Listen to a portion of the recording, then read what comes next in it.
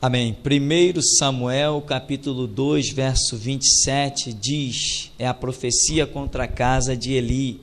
E veio um homem de Deus a Eli e disse-lhe, assim diz o Senhor, não me manifestei na verdade à casa de teu pai, estando os israelitas ainda no Egito, na casa de Faraó, e eu o escolhi dentre todas as tribos de Israel para sacerdote, para oferecer sobre o meu altar, para acender o incenso e para trazer o éfode perante mim. Dei à casa de teu pai todas as ofertas queimadas dos filhos de Israel.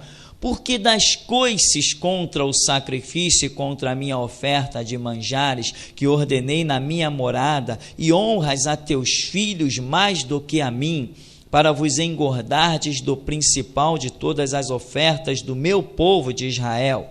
Portanto, diz o Senhor Deus de Israel, na verdade tinha dito eu, que a tua casa e a casa de teu pai andariam diante de mim perpetuamente, porém agora diz o Senhor, longe de mim tal coisa, porque aos que me honram honrarei, porém os que me desprezam serão envilecidos. Eis que vem dias em que cortarei o teu braço e o braço da casa de teu pai, para que não haja mais velho algum em tua casa, e verás o aperto da morada de Deus, em lugar de todo o bem que houvera de fazer a Israel, nem haverá por todos os dias velho algum em tua casa.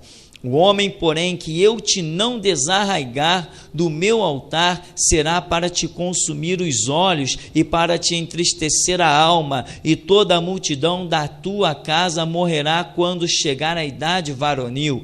E isto te será por sinal, a saber, o que sobrevirá a teus dois filhos, a Hofni e a Finéias, que ambos morrerão no mesmo dia. E eu suscitarei para mim um sacerdote fiel, que procederá segundo o meu coração e a minha alma, e eu lhe edificarei uma casa firme, e andará sempre diante do meu ungido. E será que todo aquele que ficar de resto da tua casa virá inclinar-se diante dele por uma moeda de prata e por um bocado de pão, e dirá, rogo-te que me admitas a algum ministério sacerdotal, para que possa comer um pedaço de pão. Amém? Podeis sentar em nome de Jesus. Irmãos, é um texto de estremecer, amém? Começa o texto dizendo que veio um homem de Deus a Eli, o sacerdote. Quem era este homem de Deus? A Bíblia não diz. Se você for o texto mais para frente, a partir do capítulo 3, você vai ver que aí entra na história o profeta Samuel.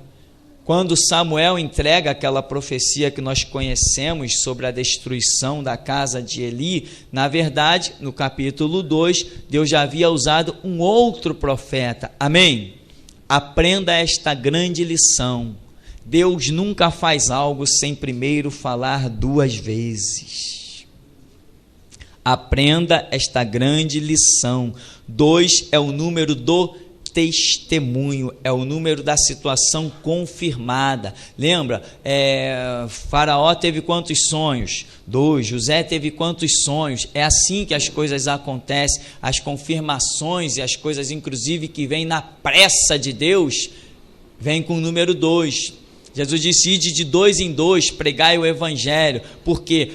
Porque era algo confirmado, é a palavra, é a revelação e, além do mais, é a pressa de Deus em pregar o evangelho a toda criatura. Aprenda esta grande lição do número 2. Deus te falou alguma coisa? Não se desespere, se foi Ele que falou, Ele vai confirmar. Amém? Porque assim nós temos entendido na sua palavra. E aqui, este homem, este profeta chamado, intitulado Homem de Deus, cujo nome não aparece, aprenda mais esta lição. O teu nome não precisa aparecer, nem o teu rosto. O que precisa aparecer é a palavra que ele diz: assim diz o Senhor. É isso que vai fazer história, é isso que vai cumprir os desígnios de Deus. Não é a nossa face, não é o nosso rosto, não é o nosso nome escrito embaixo de um estudo ou a nossa cara estampada num DVD. Não é isso que vai mudar a vida de ninguém, mas é a palavra do Senhor, quando assim diz o Senhor. Amém, meu irmão? Amém. Não temos que aparecer, importa que ele cresça. Então, veio um homem de Deus a Eli e disse: assim diz o Senhor, não me manifestei na verdade à casa de teu pai. Quer dizer, quem foi chamado para o sacerdócio não foi Eli, foi o pai dele. Mas normalmente no tempo do sacerdócio, Deus ficava também de olho nos filhos. Por quê? Porque é muito lógico, se os filhos já estão vendo como as coisas têm que ser, por que Deus às vezes vai se preocupar em recomeçar a história toda com alguém? Entendeu? Por exemplo, você está aí, você tem o chamado sacerdotal. Todos nós somos sacerdotes, pois a Bíblia diz que todos nós fomos comprados com sangue e fomos feitos reino sacerdotal. Todos nós fazemos a mesma coisa? Não, todos nós não fazemos a mesma coisa, mas todos somos de alguma maneira sacerdote. Principalmente que temos um altar para sacrificar, oferecer em holocausto o quê? A nossa própria vida. Todo aquele que se oferece a si mesmo no altar de Deus é um sacerdote de si mesmo. Meu Deus, isso é tremendo. Isso é tremendo, meu irmão. Você quer ser sacerdote de quem? Seja de si mesmo. Ofereça-te a ti mesmo como holocausto, como oferta. Lembra o que Paulo diz? Rogo-vos, pois, irmãos, pela compaixão de Deus, que apresenteis os vossos corpos em sacrifício vivo, santo e agradável a Deus, que é o vosso culto racional. Você é sacerdote de si mesmo. Não vos conformeis com este mundo, mas transformai-vos pela renovação do vosso entendimento. Você é sacerdote de ti mesmo. E quando você diz assim, diz o Senhor, não importa quem disse, importa que o Senhor o disse. Então, querido, porque Deus vela sobre a sua palavra. Então, Deus se manifestou à casa de Eli, mas Eli acabou herdando o sacerdócio, né? E Deus não está dizendo que não. Aliás, Deus está confirmando que realmente Eli foi um sucessor do pai dele. Não sei quantas gerações se passaram aqui, mas que Eli foi um sucessor, isso aqui é certo. Entre o capítulo 2, o final, e o capítulo 3, você vê que há uma distância grande, porque a Escritura vai dizer: e o jovem Samuel servia ao Senhor perante Eli, e a palavra do Senhor era de muita valia naqueles dias, não havia visão manifesta. Ou seja, entre esta profecia do capítulo 2 e o chamado de Samuel no capítulo 3, existe aí um tempo muito grande que não temos como determinar, um tempo em que as visões estavam extintas, em que os profetas estavam extintos. Mas Deus encontrou Samuel. Irmãos, o que nós queremos analisar nesse texto é uma palavra, realmente, esse simples texto me faz estremecer. Por isso que eu sempre digo: pastor, vem abrir uma igreja aqui, tem um terreno, tem isso. Se Jesus não mandar, eu não arredo o pé do meu morro, não saio. Esse texto aqui me congela, esse texto aqui me faz tremer. Eu fico apavorado diante desse texto. Eu tenho pavor. Com Deus não se brinca, e eu sei muito bem disso. Eu vi o que Deus já fez com muita gente que se levantou contra esse ministério. Fez baixar a sepultura. E não fui eu que disse: Senhor, faz baixar a sepultura. Ele julgou a causa. Então com ele não se brinca, eu sei muito bem disso. Então, pastor, vem abrir uma igreja, tem tudo aqui, é só vir. Não vou mesmo. Se Deus não falar comigo, eu não vou, não arredo o pé. Amém? Porque eu sei que com Deus não se brinca, Ele é vingador. Aqui ele está dizendo, olha o que ele diz: eu escolhi, no verso 28, escolhi de todas as tribos de Israel para sacerdote, para oferecer sobre o meu altar, para acender a incenso, para trazer o éfode perante mim. Dei à casa de teu pai todas as ofertas queimadas dos filhos de Israel. Sabe o que quer dizer isso? Dei todas as ofertas queimadas dos filhos de Israel, botou ele na maior riqueza, colocou ele sem falta de absolutamente nada. Entende? Que nem Saul, lembra que Saul era um pobre coitado procurando uma ovelha desgarrada, um boi desgarrado? E Deus colocou ele como rei. Um rei tem falta de alguma coisa? Um rei recebe tributos. Um rei recebe as ofertas dos seus súditos. E aqui, este homem, também te coloquei pelas ofertas queimadas dos filhos de Israel, recebia tudo. Aí ele diz no 29, porque dás coices contra o sacrifício, ou seja, tu está te comportando como um animal. Quem dá coice é animal. Imagina, Deus começa primeiro a dizer tudo o que fez pelo pai, pelos descendentes, por ele, e agora está dizendo, por que você está dando coice? Contra quê? Contra o sacrifício, contra a minha oferta de manjares, que ordenei na minha morada, e honras a teus filhos mais do que a mim, para vos engordardes do principal de todas as ofertas do meu povo de Israel. O que isso aqui está dizendo? Dentre outras coisas, está dizendo que Eli, com os seus filhos, estavam usando tudo aquilo que era do Senhor para benefício próprio. Inclusive, os textos vão acusar os filhos de Eli de verdadeira prostituição dentro do templo. É demais. É demais. Quando nós analisamos o texto, nós vemos que eram coisas demais. Por isso, a ira de Deus nessa narrativa, por esse profeta aqui desconhecido, a ira de Deus é de uma maneira inigualável. Observa, irmão, o que ele diz no verso 30. Portanto, diz o Senhor Deus de Israel, na verdade tinha dito eu que a tua casa e a casa de teu pai andariam diante de mim perpetuamente. Qual era a promessa de Deus? Perpetuamente. Foi isso que ele prometeu? Ele fez uma promessa perpétua e agora ele está quebrando a promessa dele. Voltei atrás, não vou mais fazer isso. Por que ele voltou atrás? Porque a bênção do Senhor, ela vem, a promessa, quando nós estamos em uma determinada posição. Se nós nos movermos desta posição, o que ele tinha prometido deixa de ter o valor, não vai se cumprir, ele retira. Lembra de Nínive? Jonas, eu vou destruir Nínive. A Nínive se arrependeu, não vou mais destruir.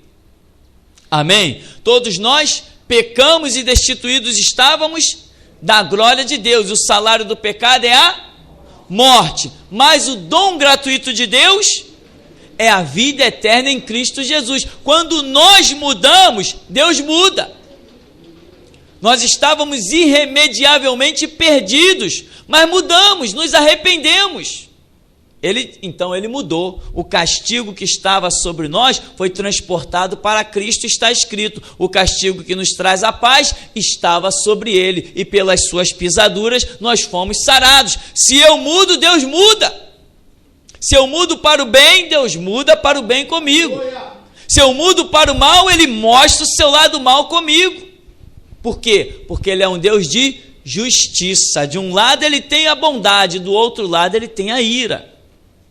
Então, longe de mim, eu disse que andariam perpetuamente, porém agora, longe de mim tal coisa. Porque os que me honram, honrarei. Os que me desprezam serão envelhecidos, serão desprezados.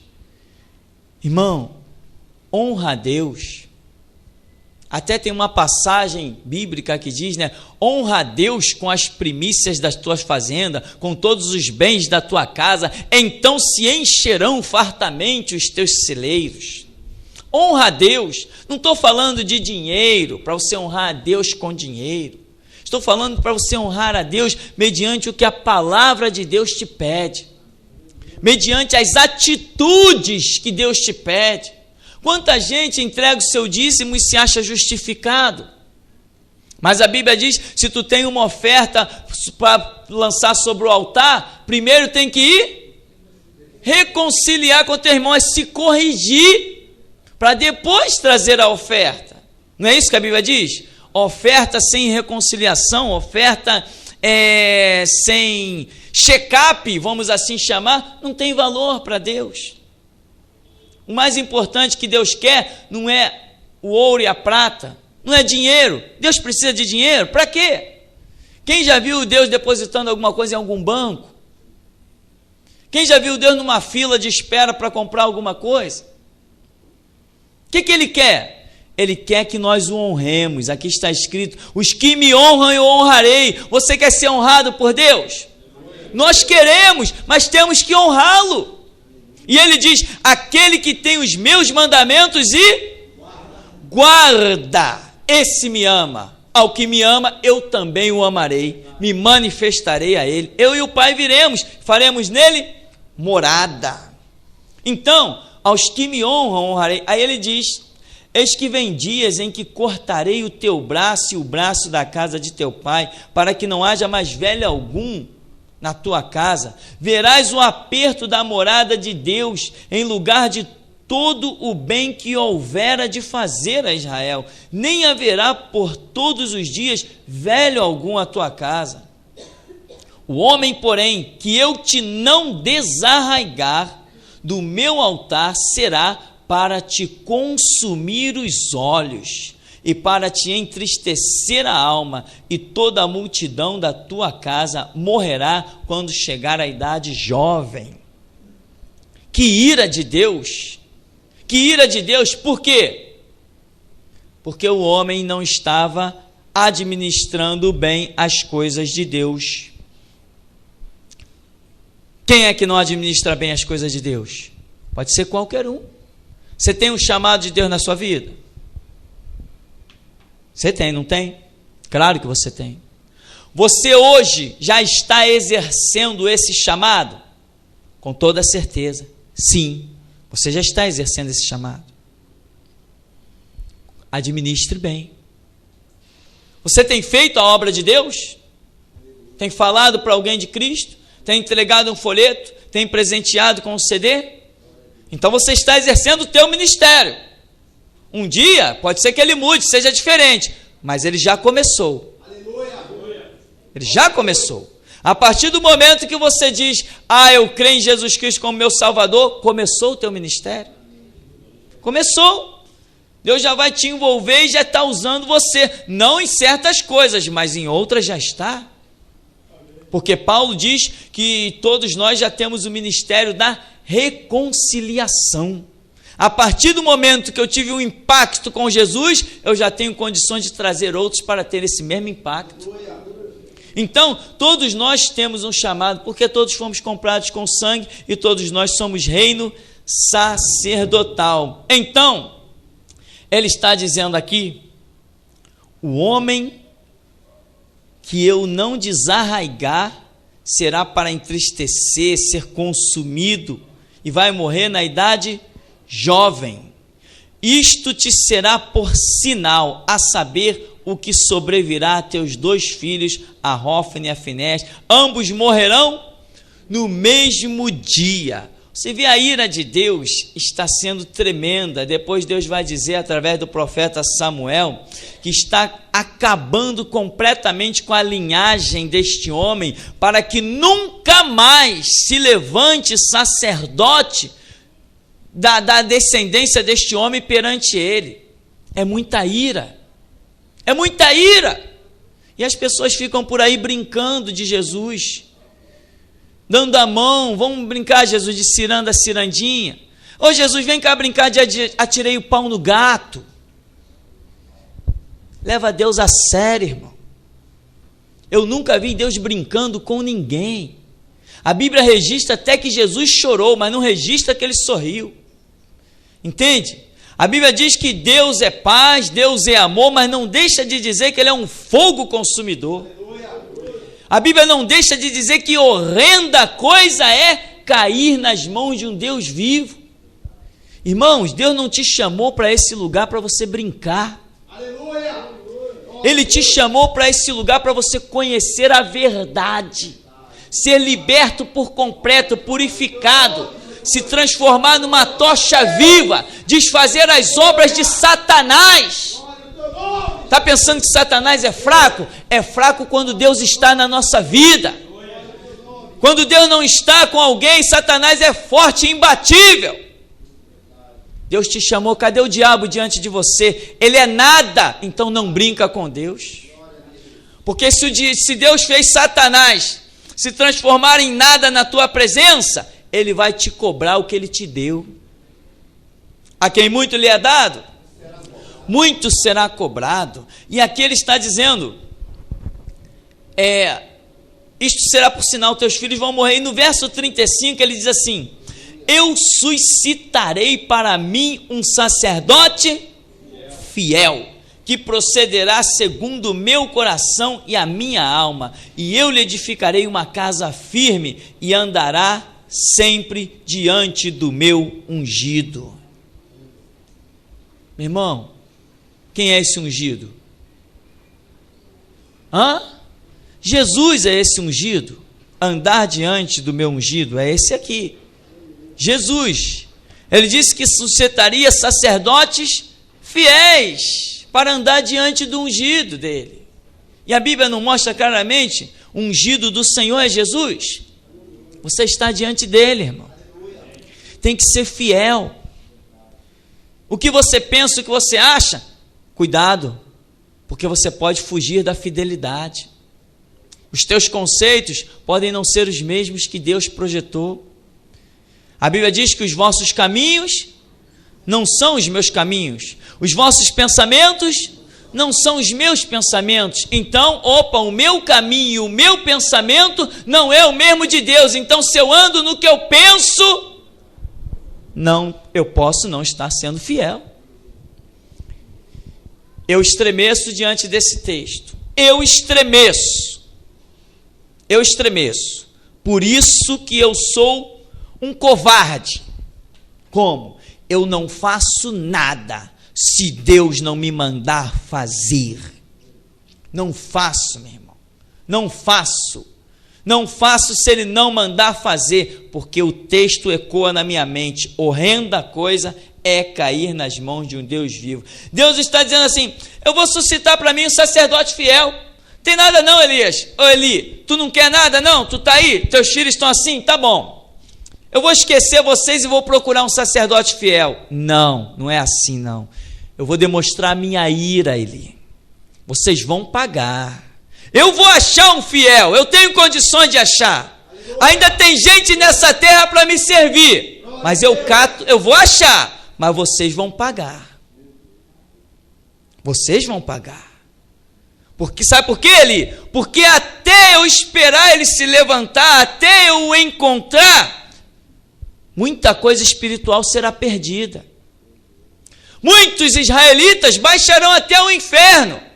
Eli, alguém tem que pagar por isso. Então, meu irmão, Deus acha. Mas eu te digo uma coisa, sabe por que a ira de Deus contra Eli e a casa de Eli? Anota isso. A grande ira de Deus, quando Ele arranca alguém do lamaçal do pecado, levanta, ergue, põe essa pessoa em posições de destaque, põe riqueza na vida dessa pessoa, como pôs na de Eli, dá casa para essa pessoa, dá um bom emprego, dá comida na mesa que muitas vezes não tinha, dá leite para os filhos que muitas vezes não tinha. Deus edifica, Deus liberta, Deus abençoa, liberta da opressão, da depressão, do cativeiro do diabo. Deus edifica mesmo, Ele arranca da lama, põe os nossos pés sobre uma rocha e vem cara a cara e diz, não temas, eu sou contigo, eu sou o teu Deus.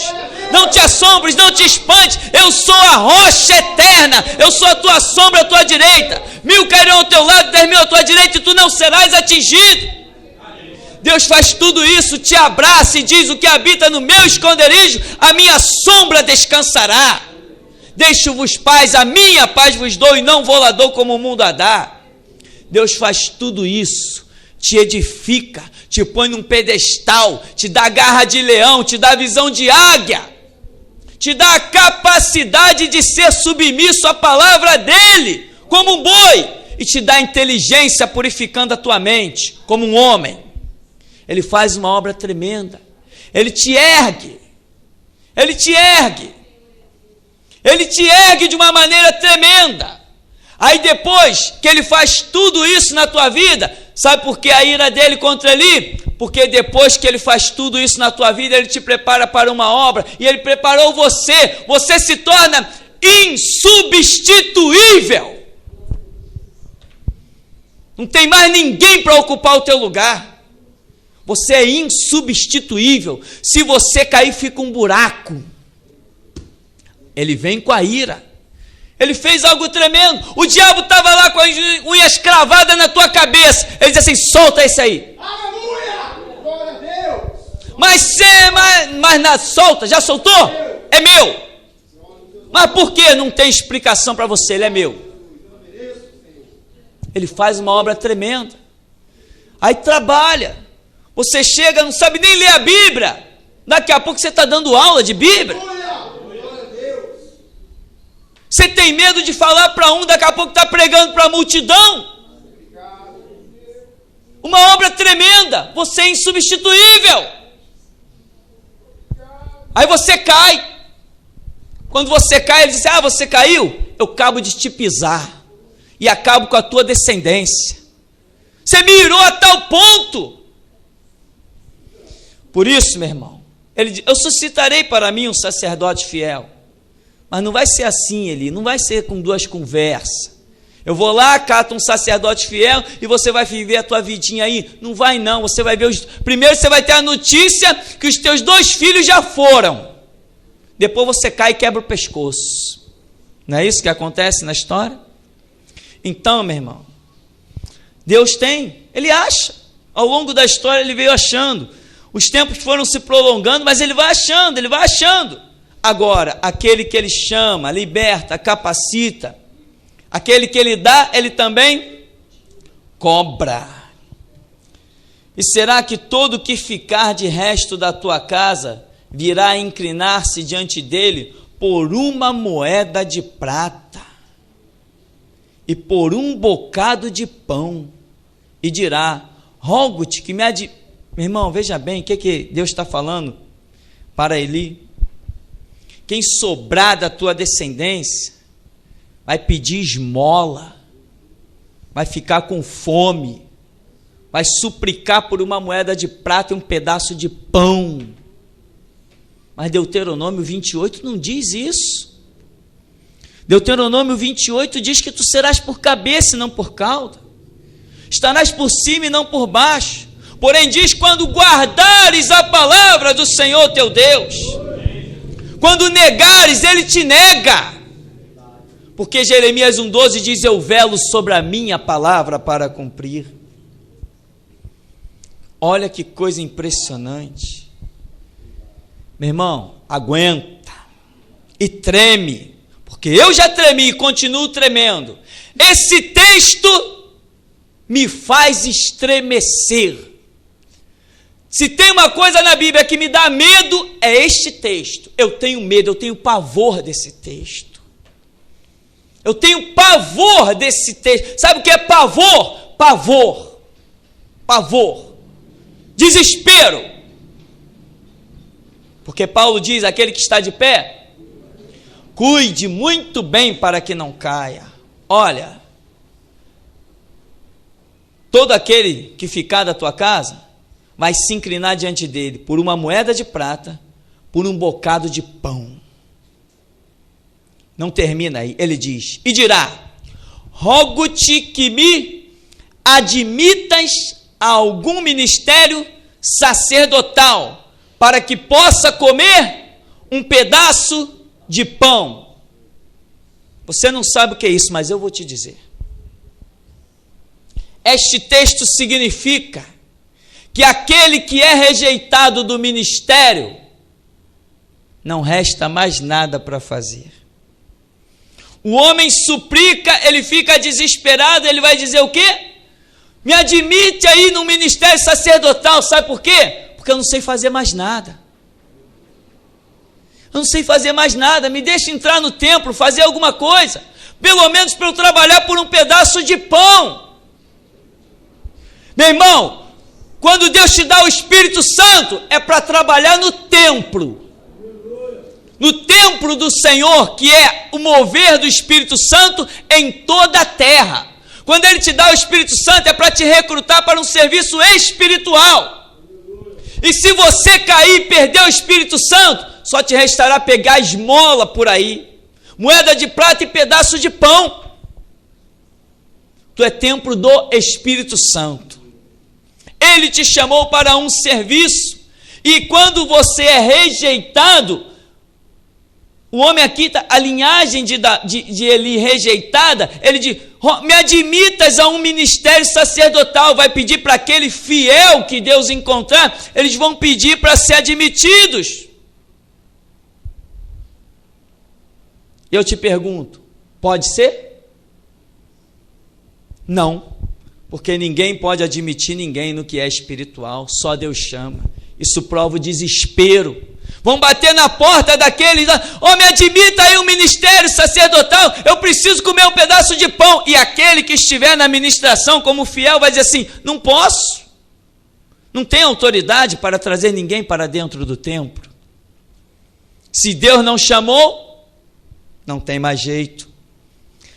A promessa é, os inimigos virão por um caminho e fugirão por 7. Bendito serás no campo, bendito serás na cidade, bendito o fruto do teu ventre, bendito o fruto da tua maçadeira, bendito ao entrares, bendito ao saíres, bendito em tudo quanto puseres as tuas mãos, o Senhor fará prosperar, te colocará por cabeça, não por cauda, estarás por cima e não por baixo, emprestarás a todo mundo, mas de ninguém tomarás emprestado. Esta é a promessa, para quem? Para os fiéis. Fiéis. O fiel, aguenta mais essa, o fiel não é o que faz o que pensa, o fiel é aquele que faz o que o seu Senhor pensa. Esse é fiel. Fiel é aquele que obedece, não é aquele que maquina, não é aquele que projeta. Fiel é o que obedece. Então, meu irmão, esta é a palavra. Esta é a palavra que me faz tremer. Esta é a palavra que me faz tremer. Desde o começo desse ministério, Deus foi prometendo bênção para mim, para a minha descendência, para todos que estivessem à minha volta, para todo mundo que se aproximasse de mim. Ele foi falando só de bênção. Se eu me desviar, eu já sei o que espera do outro lado do monte. São as maldições. Então, irmão, não sei daí mais para quanto tempo pela frente, dá a entender que alguns anos se passaram, bons anos, mas Samuel vai entrar na história. E Deus vai chamar Samuel quantas vezes? 4. Samuel diz, fala a Deus que o teu servo ouve, quando Deus o chama pela 4ª vez. E quem deu a Samuel o discernimento? Eli.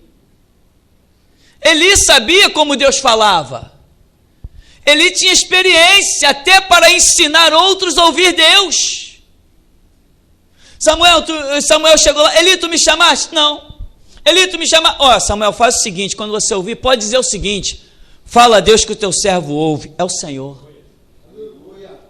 Tinha experiência, sabia que Deus falava, mas abandonou a experiência, não quis mais se interessar por ouvir Deus. Irmão, você sabe que Deus fala, você tem experiência, você conhece o toque do Espírito, você sabe aonde ir para ouvir Deus, você sabe aonde ir para aprender de Deus, você conhece o Espírito Santo, você é templo dele, então se comporte como tal.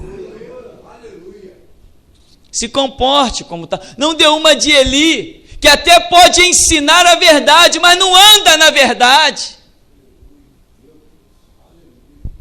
Eli ensinou a verdade. Ó Samuel, pode falar, fala a Deus que o teu servo ouve.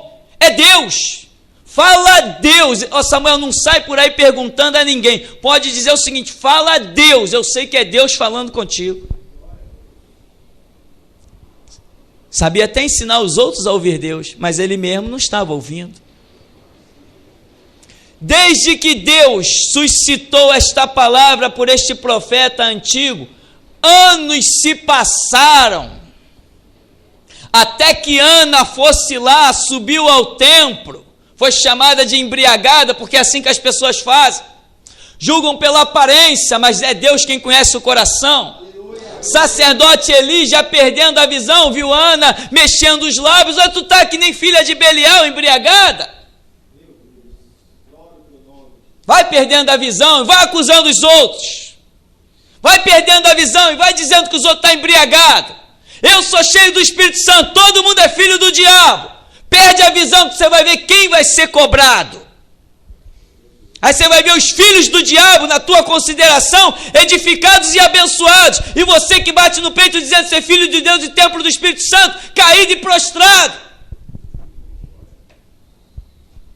O que eu penso não interessa, o que os meus olhos veem não é a verdade. A verdade é o que Deus me fala. A verdade de Deus está acima dos meus olhos, dos meus ouvidos.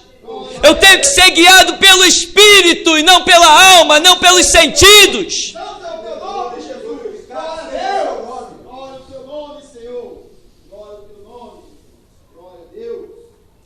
Anos depois, Samuel, Ana vai lá, Senhor, não tem um filho. Olha aí, está todo mundo falando mal de mim, zombando, só porque eu não tenho filho. Eli ainda tinha a bênção sobre ele. Ainda estava o Espírito Santo tentando fazer Eli voltar para o caminho.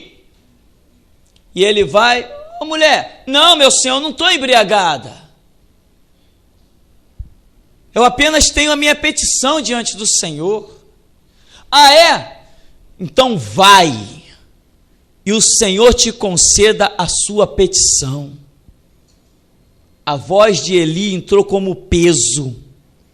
Ana todo ano ia lá e suplicava, mas depois que Eli diz, vai, e o Senhor te conceda a tua petição, ela desce, a Bíblia diz que ela engravidou. Porque o Espírito Santo ainda não tinha abandonado aquele homem. Ele não queria realmente decretar a desgraça daquele homem. Ele queria trazê-lo, porque Deus não tem prazer na morte de ninguém. Esse é o Deus que nós conhecemos. Deus pelejou, trouxe um profeta e deu a Eli um tempo longo. Esperou que ele se voltasse, esperou que ele se arrependesse. Ana engravidou. Aí vem depois no templo novamente. Está aqui, ó Eli, esse aqui é o filho.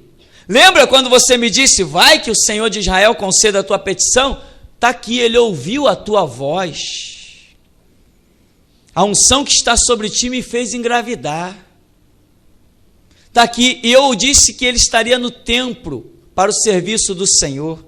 Toma, é teu. E uma vez por ano, Ana ia ver o filho.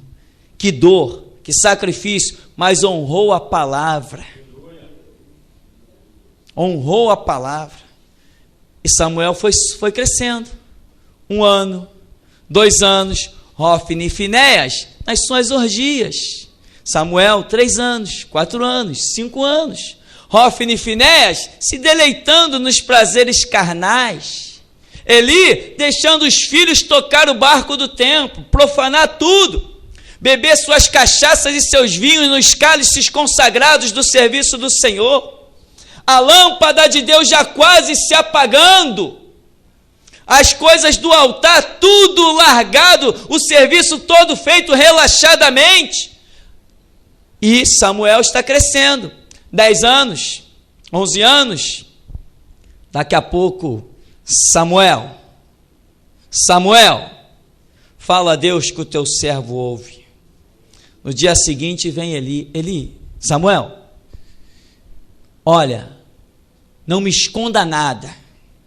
O que o Senhor falou contigo ontem à noite? Assim diz o Senhor. Em outras palavras, pesado foste na balança e foste achado em falta. Arrancou Deus de ti o sacerdócio e deu a outro melhor do que tu. Quando Deus bate um martelo, meu irmão, eu te garanto, não adianta chorar. Chora antes dele bater o martelo. Aleluia! Glória a Deus! Aleluia! Quando ele se levanta para julgar, não tem mais intercessão.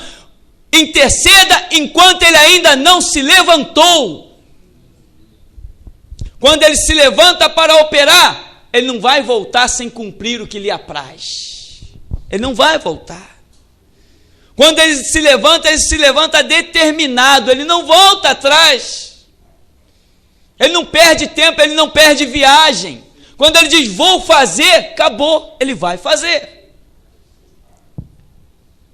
Chore antes de Deus bater o martelo, porque depois que ele bate o martelo, horrenda coisa é cair nas mãos de um Deus vivo. Mas a promessa é: 1.000 cairão ao teu lado, 10.000 à tua direita, tu não serás atingido.